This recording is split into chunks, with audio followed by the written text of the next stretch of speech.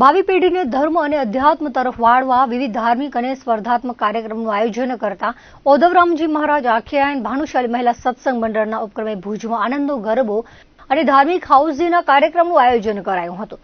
ભુજની વિજયરાજજી લાઇબ્રેરીના હોલ ખાતે આયોજિત કાર્યક્રમમાં મોટી સંખ્યામાં બહેનો, બાળકો અને તરુણોએ ભાગ લીધો હતો.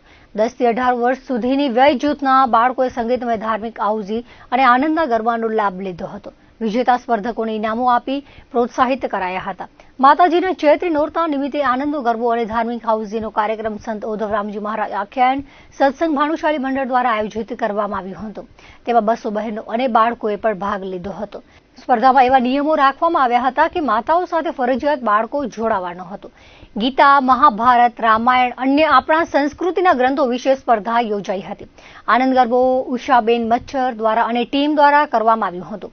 ધાર્મિક હાઉસી હેતલબેન ગોર અને હાર્દીબેન ઠક્કર દ્વારા કરવામાં આવી હતી. તેમાં ખૂબ જ ધર્મને ઉત્સાહ અને ઉત્સવ પ્રસ્તુત કરવામાં આવ્યા હતા.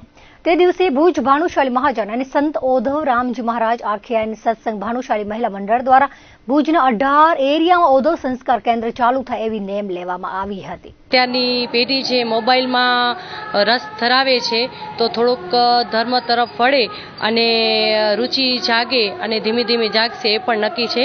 એના માટે યુવા પેઢીએ આવા પ્રયાસો કરવા જોઈએ એવું મારું માનવું છે. અમે એવી રીતના નિયમ કર્યો છે કે બહેનો આવે એમના સાથે એમના બાળકોને પણ ફરજિયાત લાવે. એટલે